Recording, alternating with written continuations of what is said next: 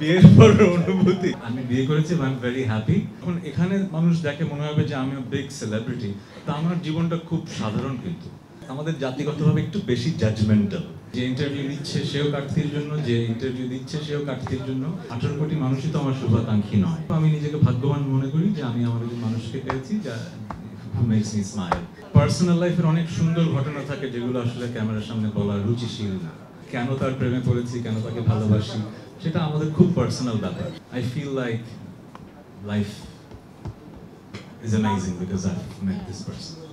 হাতের তালুতে আর লেখা অবভিয়াসলি রোজা, এই কারণে একজন সাধারণ মানুষ সে তার জীবন সঙ্গী খুঁজে পেয়েছে, বিয়ে করেছে। বললাম এটা, আমি তো একজন আর্টিস্ট, একজন সেলিব্রিটি, আর আমি একজন সাধারণ মানুষ। আমি কিন্তু যখন এখানে মানুষ দেখে মনে হবে যে আমি বিগ সেলিব্রিটি, তা আমার জীবনটা খুব সাধারণ। কিন্তু আমি কিন্তু সুপার শপে ঘুরি, আমি কিন্তু মাঝে মধ্যে মাস্ক পরে রিক্সায় উঠি, না রিক্সায় ভুল বললাম, মানে হাঁটাহাঁটি করি। কিন্তু মানে আমি খুব সাধারণ একটা মানুষ, ঠিক আছে? তো আপনার এই প্রশ্নটা কাকে করছেন বলেন? সো ভাইয়ের জন্য আসলে এটা তো চমক না, এটা জীবনের একটা অংশ। এটা জীবনের একটা অংশ, আমার পার্সোনাল লাইফের খুবই ইম্পর্টেন্ট অংশ। কিন্তু যেহেতু আমি একজন সেলিব্রিটি তাহসান, মানুষ আমাকে সেই সম্মানটা দেয়, মানুষ আমার কাছে জানতে চায় আমার পার্সোনাল লাইফে কি হয়, আগ্রহটা আছে, আমি লুকিয়ে তো রাখবো না। যেহেতু আমি বিয়ে করেছি, আমি সেটা জানাবো, জানানোর কথা ছিল, আমি জানিয়েছি, এতটুকুই। এর বাইরে আসলে সাধারণ তাহসান যে বিয়ে করেছে তার আর কিছু বলার নেই।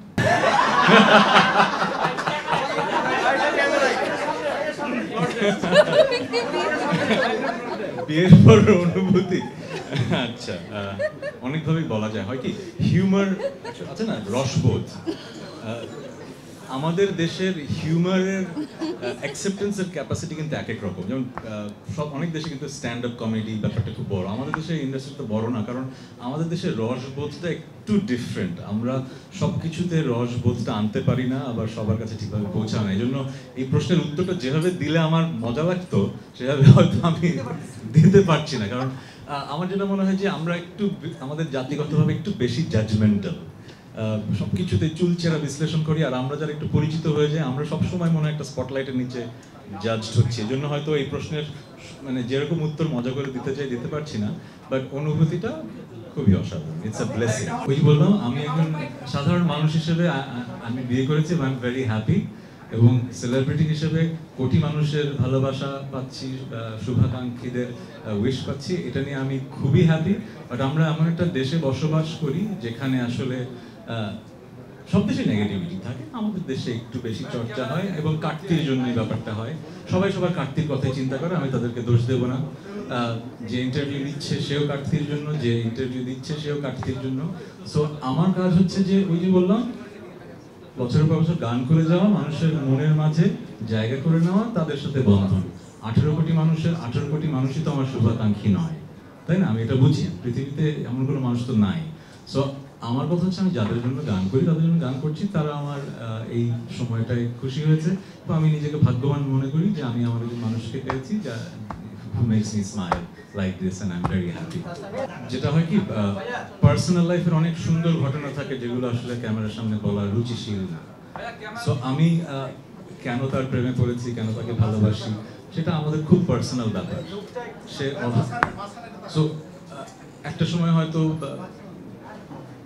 ব্যাপারগুলো একভাবে দেখতাম, এখন যেভাবে দেখি যে it's a blessing to be married.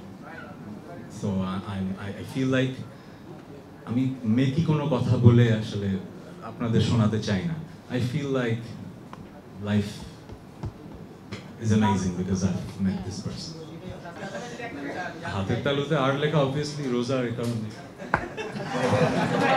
Celebrity Tahsan, artist Tahsan, আর সাধারণ মানুষ তাহসান।